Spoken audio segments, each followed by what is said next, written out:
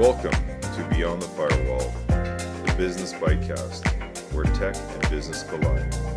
Get expert insights, real-world strategies, and the latest trends in bite-sized episodes. Stay ahead, stay secure, and explore what's beyond the firewall.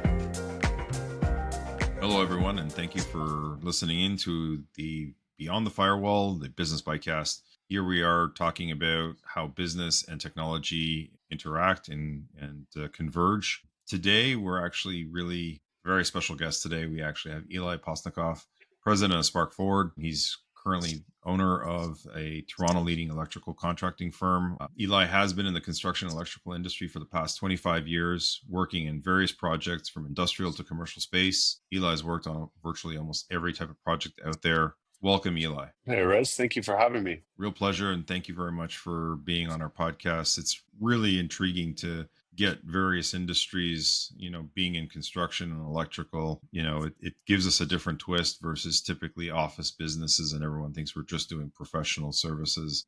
Being the forefront of construction and stuff like that, it's always intriguing on hearing how businesses are being built from the ground up, not just finishing up offices. So, why don't you give people out there today, a little bit more about what your background is and a little bit more about yourself, because obviously it just kind of gave everybody the high level. Yeah, for sure. I mean, I was lucky enough to get into the electrical industry almost right out of high school. And, I've been working in the industry kind of ever since. And like most aspiring electricians, I wanted to go and start my own business. So I did that about 15 years ago. And I've been running my own business for about coming up to 15 years now, mainly in the commercial, industrial, and institutional sector, not so much on residentials. Yeah, we've been providing everything from, a lot of offices and, restaurants around the city and retail units and stuff like that. So, we have a wide variety of projects we've worked on and different things going on in the city. And yeah, just keep it going. Yeah, it's amazing. I've seen some of the projects you guys have done, and really amazing work, and very impressed with the service that you guys provide. Being in that tough industry and construction, it's always great to see good service and great service providers out there. So kudos to you guys. Been a pleasure, working along you guys or following up on some of the projects you guys have done where we're coming in and hooking up the network equipment and putting in the Wi-Fi stuff in that regard. So yeah, great seeing you guys in the field out there. So as an electrician, what do you see as current trends in the industry for electricians out there? Because there's been a lot of buzzwords about trades, changes that are happening. What do you see as, current trends on the forefront? I mean, for right now, in construction in general, like the condo market in Toronto is taking a big hit for guys that want to build condos and stuff like that. So the unions and lots of people are kind of not really working right now. And it's really tough out there for a lot of guys. I know there's a lot of buzz about the shortage of trades and the shortage of manpower. And that seems to be quite outside of the city mostly, because inside the city, it's just, it's tough going out there. There's a lot of people pricing projects and a lot of people, driving the costs down for us as business owners. Hard to kind of keep people busy. So there's a lot of people looking for work out there. I know that for sure. Yeah, and that's an interesting, notion right now, because up to now, for the last 15 years or so, trades have been very stable, and sort of in a hard supply. Everybody was always waiting 3 months to get projects and get things started because there was not enough tradespeople. So would you say this is a short-term blip, or just sort of in a correction or an adjustment with what's been going on? Obviously, this is an anomaly we haven't seen in almost 20 years, maybe even longer. I think it's more definitely on the short-term side of things. Construction has its way of kind of powering through, all these challenges that the economy kind of sees, like during COVID. If anything, the work kind of increased with the short periods of the stoppage that we had. The work just kind of increased way more than anybody was prepared for, and the supply chain was prepared for. So I think it's going to be a short blip, but it's kind of an interesting thing to be a part of, because you always hear about people, the buzzwords are there's a shortage of trades and it takes people forever to go out there. But as a business owner, it seems that there's never any shortage of people kind of pricing against me. so to speak. There's always kind of competition out there. And, for the cost of doing a project, well, it's not like an outrageously expensive thing when it's kind of busy. Right now things are very down, but when it's busy, it doesn't seem to be that things are kind of like outrageous where you can have your pick of the run of your projects that you want. It's kind of like you got to be out there, and it's definitely challenging, and there's always competition around, no matter what kind of the market or people are talking about with the shortage of trades and stuff like that. Right. Yeah, no, I hear you. And we're definitely seeing a transition in almost every industry out there. I think, when you look at retail right now, we've seen a major shift, and we lost Hudson Bay last month, and certain retailers are obviously having to make some corrections there. And but at the end of the day, there are companies out there investing into evolving new retail space, new office space. Companies are now rebuilding. I'm hearing, buzzwords about rebuilding office spaces for the new era. So stuff that, was built out, pre-COVID. They're trying to retrofit now offices that are up and coming, so to get people back engaged into their workspace. So I think when we look at economies, we look at everything right now, we are definitely in a challenging time. I think every industry right now is being impacted with this shift, but I think that, looking at construction, I think that we've always, the whole industry North America wise, I would say, is been led by construction. If construction's doing well, we know that that is the grassroots of a lot of industries. That manufacturing's in, resources are in, offices are spending money, businesses are spending money, and then at the same time the population demand is there. It's interesting seeing that shift right now, and obviously we haven't seen one in quite some time. So will be interesting to see what happens over the next little while. So, speaking about some of the challenges, what are the opportunities that you see in the industry? Like, when I think about it, and I always look at, I've been through now the great dot bomb, I've been through the financial crisis in 2007. We've been through the pandemic. So there's been several cases of hardship over the past 20 years or so. What do you see as an opportunity in your industry?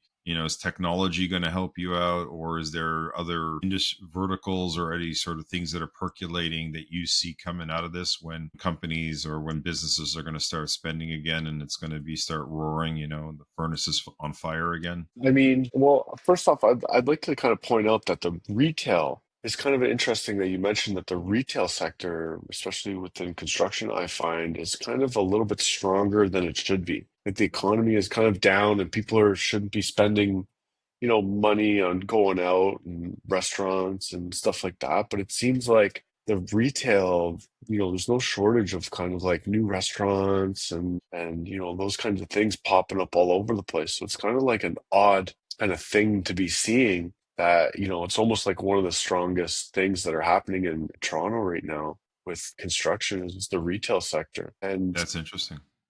yeah, so it's just it's kind of like shocking to see. It's almost like all the condos are kind of being finished, and now they have to fill out all the lease spaces in the bottom of the condos and stuff like that. So there's definitely a lot of kind of action going on in those kinds of things. As for opportunities, I mean, it's just right now it's kind of like roll with the punches, you know what I mean? And see what kind of work is out there and trying to keep the good work flowing and stuff like that. I do know that there's the obvious kind of things about shortage of trades, and I know there's a lot of people out there trying to get into construction, and it's again another strange thing. It's like there's a lot of people complain about people not being in the construction industry, and they say that there's nobody that wants to go in the construction industry.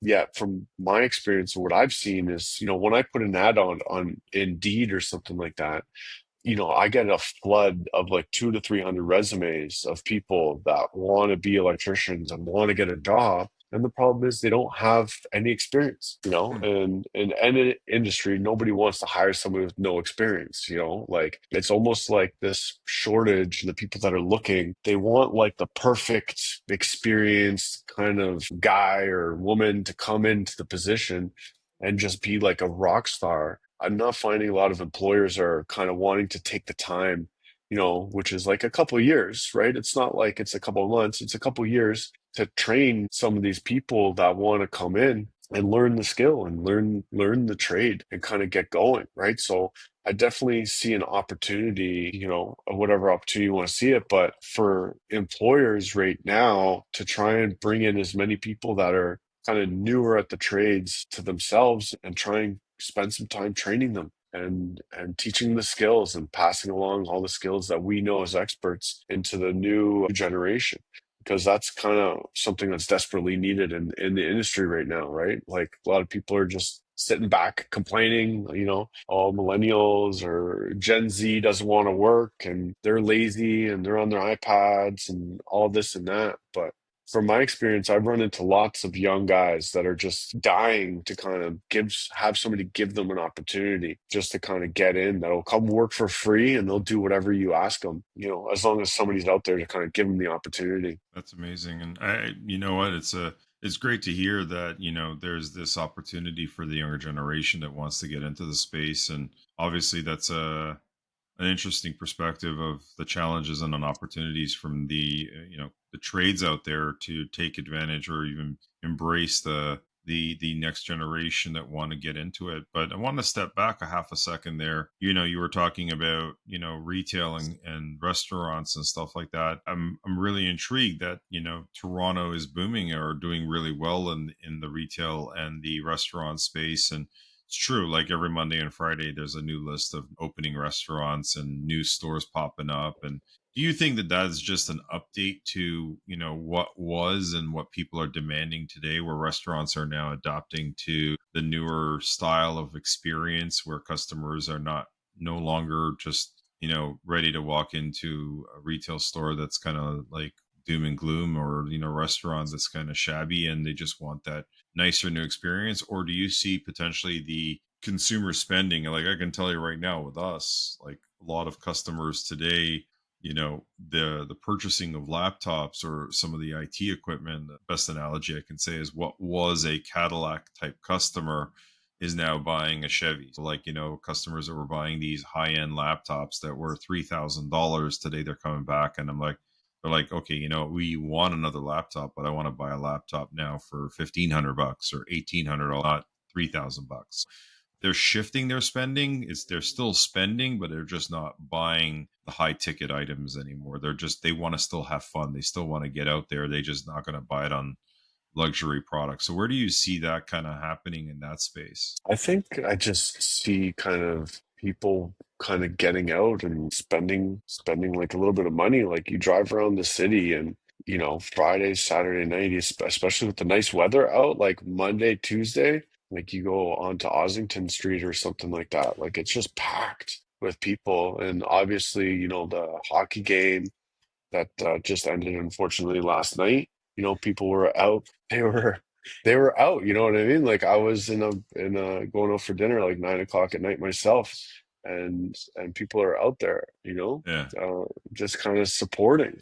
I don't know. It seems like strange. Like I get what you're saying. Like everybody wants to kind of tighten up their wallets a little bit, but if you kind of go out to the city and you see like things are happening and people seem to be going out and spending money. I don't know if they're trying to like drink their sorrows away, maybe, and just spending a little bit there. Um, right, I definitely see people like on investments. You hear a lot of real estate agents are scared, or some of their clients are scared to be investing and scared to be doing that. right. Maybe it's people have a little extra cash in their pocket because they're not out there kind of doing some investing and they're spending it, not necessarily a smart thing to do, but more on kind of just the expenditures of going out and enjoying life a little bit more, right? For sure. Yeah. And at the end of the day, we all want to be able to enjoy life. And, if you're going to, like I said, versus dropping money into buying a new real estate investment or, buying a high ticket item versus me going out and having a good time at a bar or restaurant or from an experience standpoint, most people today are, I'm going to say, looking for that life experience. And, you know, I'm seeing travels back up. I'm seeing various what's the word, hospitality stuff is up. It's definitely up. Hospitality people are looking for, I'm not going to say an escape, but definitely pleasures versus taking risks and investments right now. And I guess people are just pivoting, going, what, maybe now is not the time to invest $1 million into real estate or into other markets, and let's just go and enjoy life. And when it becomes more favorable, then we'll reevaluate our position to, get back into investments. Yeah, it's an interesting perspective from boots on the ground, right? Because you guys are at the forefront of all of this stuff, and not everybody gets an insight to hear, hey, these are the 50 projects or 100 projects that are going on in Toronto, or however many projects we got going on. I'm sure it's in the thousands, but at the end of the day, most people are not aware of that. It's people like you that know what's happening in the city, what's being built. There's that new waterway that's being built off the Don River and near Lakeshore, and the extension there. That's pretty cool. But yeah, it's definitely not something I would ever know because I don't live downtown. I live, half an hour to an hour north of the city. So Mhm. unless I hear about it through a friend like you who's, doing something in that market, I'm never going to know about it until I head downtown for that. So, one of the questions, and again, this is an IT sort of flavor podcast, and I got to ask this because it's sort of a current buzzword right now is, what do you see as AI kicking in for, electrical construction, contracting? Do you see electricians now embracing AI in any way, shape, or form, be it smart buildings, smart cities? There's got to be some sort of convergence at some point in time. Do you see that happening now in the future, or what's your genie in a bottle kind of thing? Where do you Yeah. see AI kicking in into the electrical world? Yeah, I mean, it's. I'm happy to say that AI is definitely not going to be taking my job anytime soon. I know that for I sure. doubt it. We're, I doubt they're it. definitely we're definitely going to probably be one of the last kind of disrupted industries. You do see kind of like all those things on social media where there's like the painters of the robots. I think like robots coming into the industry might be a little bit disruptive Mhm. versus the actual AI technology. I use like ChatGPT and AI almost on a daily basis, mainly for like communications, sending emails and responding to things and just asking it questions and advice and stuff like that. Probably AI is probably going to kind of be on the more design side of things where people are going to start designing, do engineering with using AI, and even like how we do pricing, in the commercial industrial space is we do like a lot of takeoffs. I'm not sure if you're familiar with the takeoff, right? You get a set of drawings. You kind of Yeah. count how many light fixtures of what type and count how many receptacles of what type. So AI will probably kind of get into that market because it's more of like load a PDF and just count like how many circles on the drawing kind of thing, right? Or take some measurements and stuff. So I see that kind of being the first kind of ability to kind of disrupt or even make the industry more efficient, right? I think a lot of people have a lot of issues with how efficient construction is. There's always delays, there's always people not showing up and all that kind of stuff. And what I would definitely like to see is some solutions towards kind of material management, so to speak. Because I find some of the great skills or the greatest skilled tradesmen out there know very well how to organize material. And, if you don't have the proper material on a job site or prepared, or if there's like the delays from all the suppliers, like it's kind of like a dead stop. Like, guys are standing around, you're going to bleed out your budgets pretty quickly just having kind of the materials organized. So, being able to kind of either create timelines or packages of materials that can get out to the job sites would definitely make the guys kind of more efficient. And then there's the applications of you walk around with a camera and take a picture and stuff, and I've seen some interesting ones. Again, I think they're more of in the test mode of where they do layouts of things where robots can kind of lay out walls and lay out conduit runs and kind of give maps, so to speak, towards the guys actually doing the installations. So I'm really excited to see what technology is going to come out and how they can make it more efficient for us. And that what that's going to do, that's also going to help with the guys on the boots on the grounds. No offense to them, but they won't have to be like as smart. You know what I mean? So that will actually help more people get into the trade. The easier it is to kind of execute these installations, right? And it starts with the material.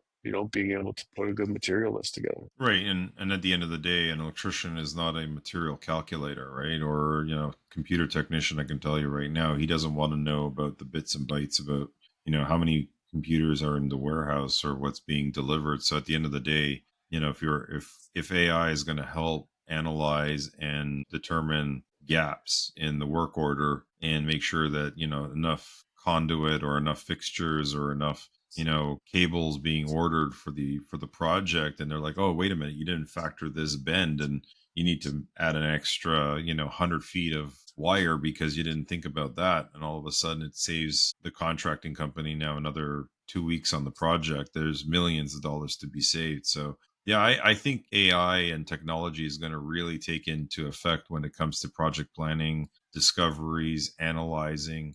And I actually think that there's going to be another side of it with smart cities and smart buildings and even efficient lighting and stuff like that, where AI will be able to enhance what was today, call it smart cities or smart buildings. Like I've seen motorized blinds and lighting. So, when the sun's beaming into the building, patrons at the restaurant or your retail, they can't see anything because the sun's like right into the window.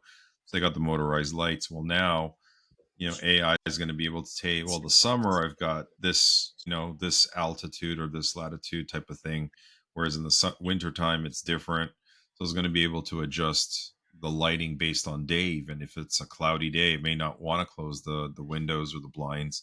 Whereas a motorized system is on a timer. It's smart as a timer system, but it's not taking effect, weather or cloudiness or something like that, where the customers may want to have more light from outside. That's just one thing. And then data, at the end of the day, when we're looking at how many watts of power we're consuming, how many kilowatts of power we're doing for air conditioning, all the devices that are connected through electrical outlets, being able to analyze power consumption and being able to figure out how efficient the building is. I think that your industry is going to advance leaps and bounds when it comes to that AI smart building through technology. And I think that that's going to really be another avenue of potential. Again, I'm not at the boots on the ground, but I see from my end of this world where big data is a big thing, and being able to get that information to the people that write the checks to say, hey, look, our building now is 30% more efficient because we've installed all this equipment, or we can apply for those government grants or those LEED gold status that our building is a gold status on energy efficiency. So I totally agree with you. Yeah, absolutely. And just like analyzing all the data too, right? Because the data will come in and get collected, and just analyzing and providing kind of the best solutions for whatever the application would be is definitely going to be something super valuable for sure. yeah. So I want to kind of circle back on one of the comments that you were taking, and I believe I've been hearing about it, and I'd like to know a little bit more. You're mentioning about this whole opportunity right now in the industry on training these young people that want to get into the industry, the shortage of the future, because as we know, the boomers are kind of starting to retire if they haven't already retired. We know that that generation is kind of getting there. Even the Gen Xers are not young anymore. So they're, we got another 10, 15 years on the Gen X. What's on the horizon for you, and what are you doing about all this great opportunity when it comes to the next generation? Yeah, yeah. I mean, so like, like I said, I've been in the industry for 25 years now and been a master electrician for 15 years. And, my definition of being a good master electrician or master of anything, it's kind of based off your ability to train people to be better than yourself, essentially. When you're licensed at whatever skill you have, you're kind of like the hot shot kind of guy. You can go over, take everything on, and then as you get kind of little older, a little bit more experienced, it's kind of like your responsibility to pass on your skills. And with the huge shortage of trades, because obviously there's going to be a shortage of trades, even though we're not affecting it in Toronto right now. I know like in Vancouver and Ottawa and Calgary, there's huge shortages out there. It's- I find it next to impossible, especially in the electrical industry, for people to actually get into the electrical trade. And I find there's a lot of free apprenticeship programs out there that train these guys to kind of some skills that they might need to use in the field. but they kind of just fall short of getting jobs. And, you're dealing with kind of the baby boomers who are just kind of older and grumpy, and they don't want to kind of hold someone's hand day in and day out. What I've actually done is develop my own kind of education program that, we're launching this year for the first time. And, what's unique about us is not only kind of the specific curriculum that we're training of these students, is also we have kind of, it's similar to like a co-op system where, after you do some in-class training or some online training, we pair you up with real employers where they evaluate you on your skills on real job sites within real job opportunities. So, it's not like you're going to the back of a classroom with all your buddies and everything's kind of fun and not serious and everyone's going to pass. Don't worry about it kind of thing. It's like we throw you into the actual field with people that will potentially want to hire you. And, we're not kind of focused on, oh, here's a nice certificate. Here you go. Try and go get a job by flashing your certificate around. We want to be able to build relationships with the employers, with the students, and kind of match them up together. That way, those people, those employers out there who are complaining that there's no one that wants to work or there's no one that's skilled and all these other challenges or things that they foresee, we're really trying to solve that problem and really get people hired more than not. Right? I know there's a lot of training programs out there and there's a lot of incentives and people trying to get out there, but some people are just not training the basic skills of making it desirable, right? Like the kids come out of school and they think they're an electrician. Right. Meanwhile, they can barely find where the lunchroom is on a job site, or going to the knowing what it's like to kind of use a porta potty. It's kind of like when you kind of get experience to walking into a porta potty for your first time, you're kind of like, oh, is this right for me? So, Right. we're really kind of, real life examples and real life experience to our main goal is to get the students hired, and that's what we're shooting for. And if you pass, it's kind of like you got a job kind of thing. And it's not really up to us as the trainers because some people are asking, it's like, oh, am I guaranteed a job? Am I guaranteed this? It's like you got to come and you got to apply yourself and you got to go really make yourself show yourself how you can kind of contribute to these organizations where they're going to take the time to kind of teach you how to become an electrician. So, Right. we teach very basic skills and basic kind of knowledge and know-how that, though basic, if you can kind of do the things that we kind of are training, they're going to be super valuable. And we've had lots of feedback from employers that, hey, if I send somebody on a job site with zero experience that knows how to do X, Y, Z, what do you think about that? And all of them would be like, oh, it'd be great. Oh, but those don't exist. And that's this. And, all the reasons why that's not around there. So, with a couple other friends of mine, we've put together a really exciting program that we're launching, and I think it's going to make a big difference in the industry, and I'm really excited for it. Yeah, it's amazing. So to me, it sounds like the next gen co-op program because, like we've heard of these co-op programs. We've heard of these trade schools out there. They've been around for 10, 20, 30, 50 years. I haven't seen much of an evolution in most of them. Again, we take co-op kids from various technical colleges and still sort of the same program where they go through an educational course, very basic, and then they reach out to us and they say, "Oh, I got this graduate. He's got a certificate, and can you give him a job or give her a job?" And half of them are real success stories, and the other half are not. And it's roll the dice. You never know what you're going to get when it comes to some of these graduates. But we've been very fortunate that we found some gems, and I'm intrigued about how are you, I don't know if you want to disclose some secret sauce here or if this is just sort of based on demand, but how do you get to that next gen, uh, you know, uh, student that wants to get into trades right now?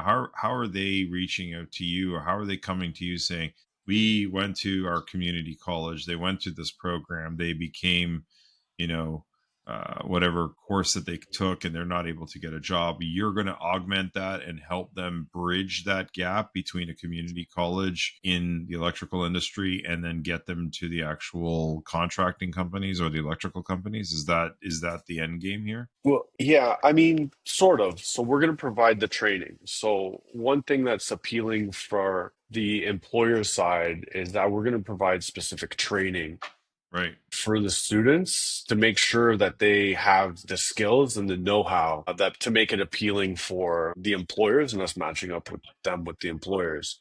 I can't really speak on kind of anybody else's training or anybody else's college or any other programs Sure. out there.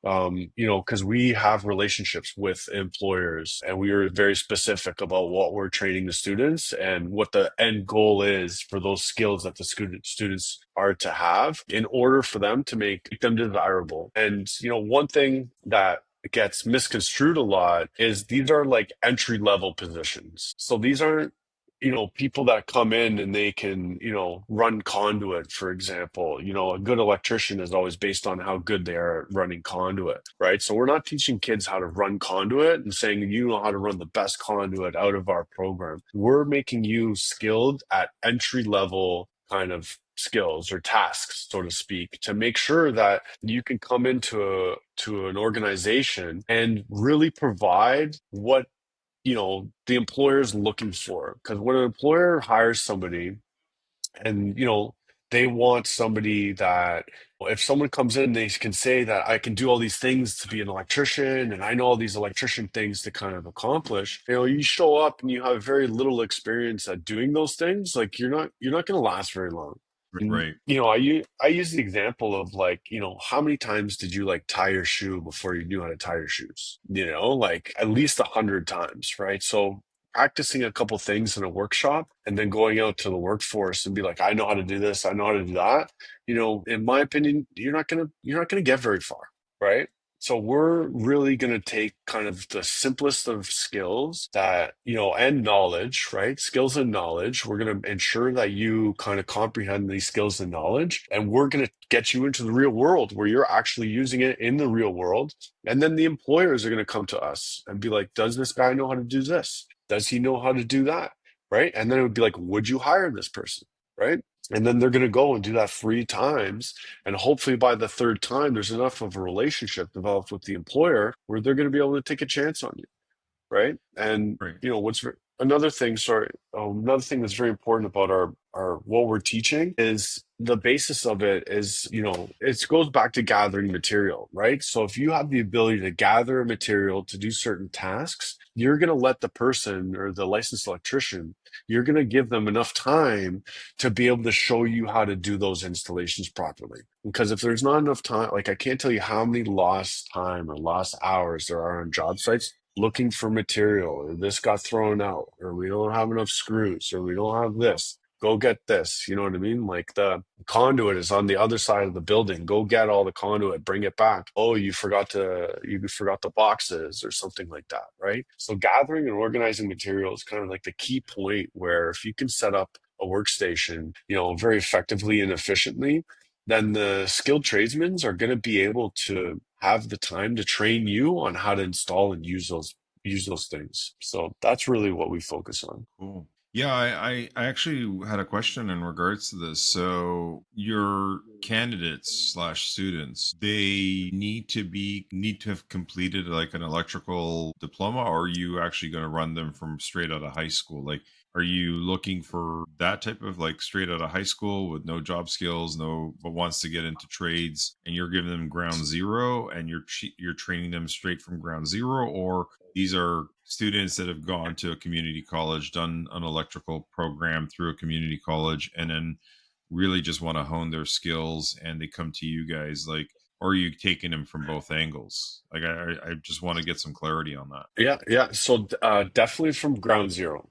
You don't need any experience. You don't need kind of tools. We provide you with a new set of tools. We provide you with all the safety training that you need to get onto a job site. We set you completely up. One little gap that I noticed also is kind of like newcomers to Canada, right? Where you're kind of Right. like licensed in another country, you have experience in another country, and you've got to kind of learn the ropes a little bit. So those are kind of also students that we cater to kind of help them kind of just brush up on their skills and get them into the workforce. But no experience needed. Just kind of like, you're changing your career because you don't like doing one thing, or you're working in an office, or you're coming out of high school, stuff like that. You know what I mean? It's just straight zero experience. We're going to give you the skills and the equipment that you need to succeed. And we're going to do the best that we can to set you up with the employer as well. And it's not just like a summer program employer. Like, these are employers looking for people for your position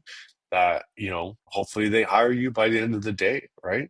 Like, For that's sure. really what our goal is. For sure. And I think that that's a great perspective. I didn't even think about the whole immigration because, like, this is Canada, right? North America typically is around immigration. And, a lot of people that come around from around the world, they may be in from trades, but they're not familiar with, even the mannerisms of how jobs are being done here and our policies and our safety measures. And they're not the same around the world. That's for sure. So, getting a little bit brushed up on how things are done here in Canada or even in North America is going to be great for some of those people to come in and say, "Hey, got 20 years of electrical or job site experience, but I just can't get a job. Now I can come to you guys and say, help me get my job. I need to know how things work around here, and basically take your program and then move into finding a career in another firm, which is awesome. Yeah, And so, we've looked at the student side of things.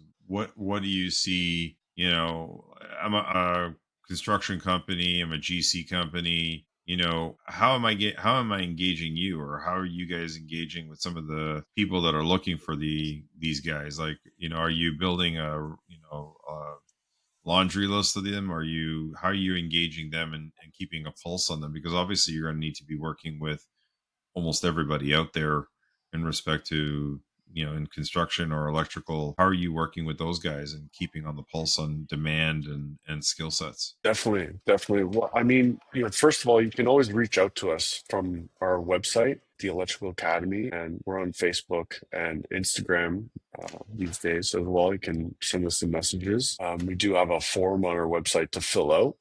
And it's just like, I'm an electrical contractor myself, right? So I just kind of, go out and see who's around, and I talk about where people want to, where the gaps are and stuff like that, and whether they need to, looking for people looking to hire, right? Like, a lot of the 95% of electrical contractors in Ontario are actually just like six guys, four guys. They're all very small companies. And when you're running a company that small, like, you're not out there looking for guys, and you're not out there kind of, seeing who's around and how to hire. And, because I'm sure yourself, you spent many days in front of a computer and looking at, hundreds of resumes and sitting there calling people. Like, it's a very tedious tasks there, right? So we Right. reach out to employers, and we have relationships with employers who, we just take care of their new hires for them,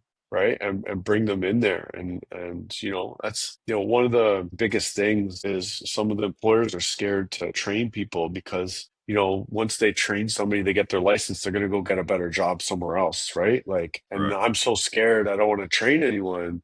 And in my eyes, like, you should be training more people. You should be hiring more people, because eventually someone's going to get, to a point where, your organization may not be a fit, right? And it seems like every electrician out there wants to end up running their own business one day, right? So I have, a 19-year-old kid myself who's about 6 months in right now, and he's like, I want to run my own company one day, right? So I'm never going to hold that person back and be like, I'm not going to train you. I'm not going to give you those opportunities.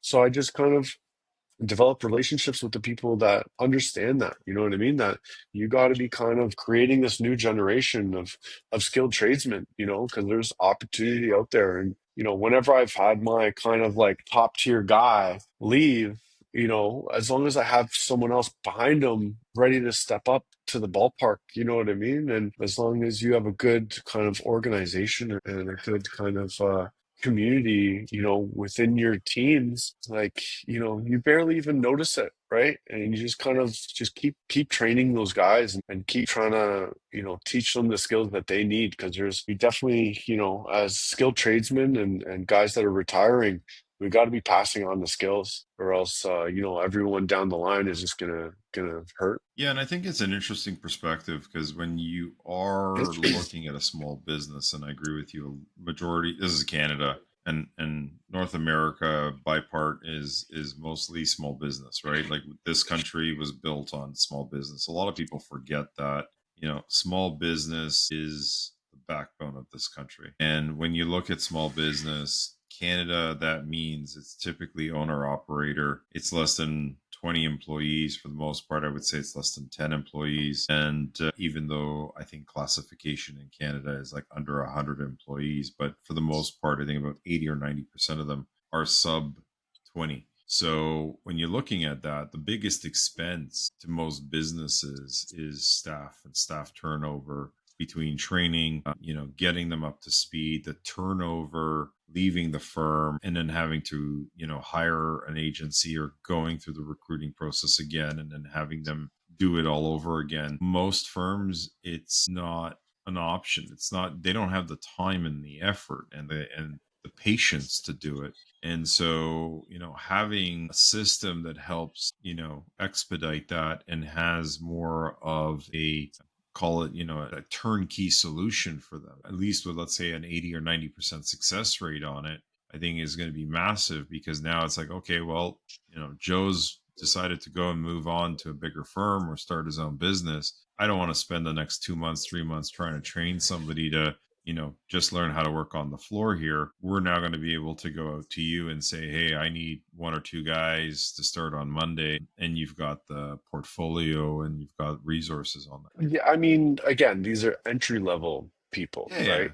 They're not highly skilled. And yeah, I mean, that's kind of the whole thing. And like, we definitely have like calculations of kind of the size of your company, and how many students you can actually take on, right? Because we definitely want to respect the ratios out there, and not there's big kind of things going on with ratios about how many apprentices you can hire versus how many electricians that you have in your organization. So we definitely want to respect those, but we just try and make it as easy as possible for the employers. Like, we give them all the assessment tools, and the biggest things is like for the employer side, like a student's gonna have three different times, so up to 3 weeks, full days of somebody coming to work with you, and you normally know by the third or fourth day whether you've made a right hire or not, right? Right. So up to 3 weeks of having these guys come work and do stuff within your organization with no risk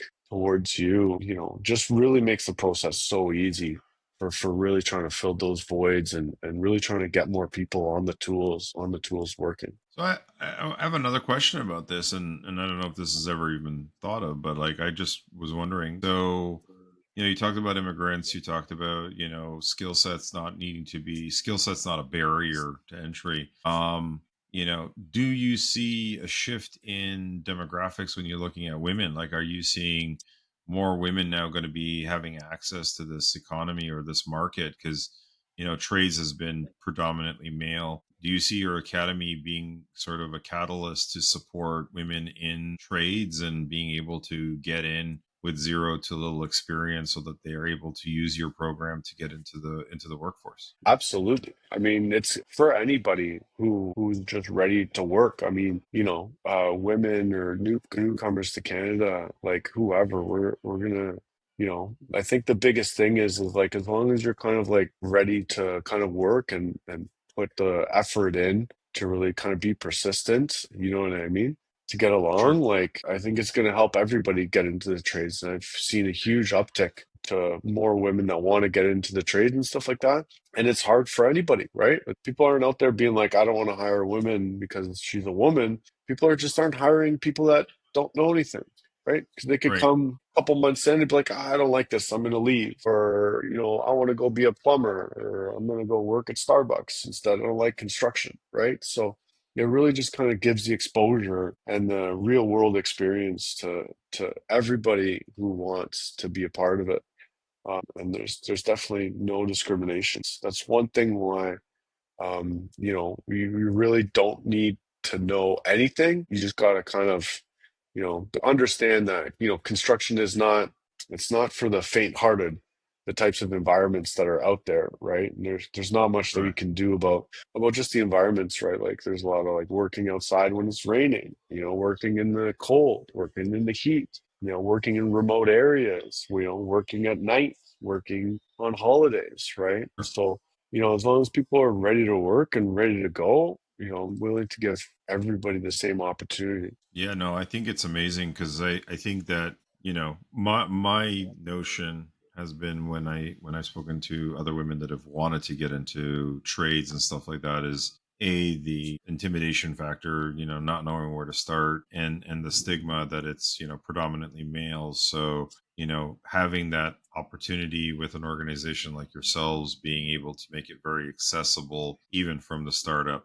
like right at the grassroots position there, I think it gives everybody that opportunity, especially for the people that have not been predominantly in the space. And I think it's a huge opportunity for everybody to kind of say, hey, this is a green field. Like, you want to try to see what it's like to work in this industry, come on in. The doors are wide open for everybody. We'll do 101 sessions from literally, the most basic task all the way up. And this will give you at least an opportunity to get into the space. And like you said, if it doesn't work out, at least you gave it a go. And if it does work out, then you're doing what you've always dreamt about doing. And it's a great avenue into it. So congratulations to, launching this new opportunity.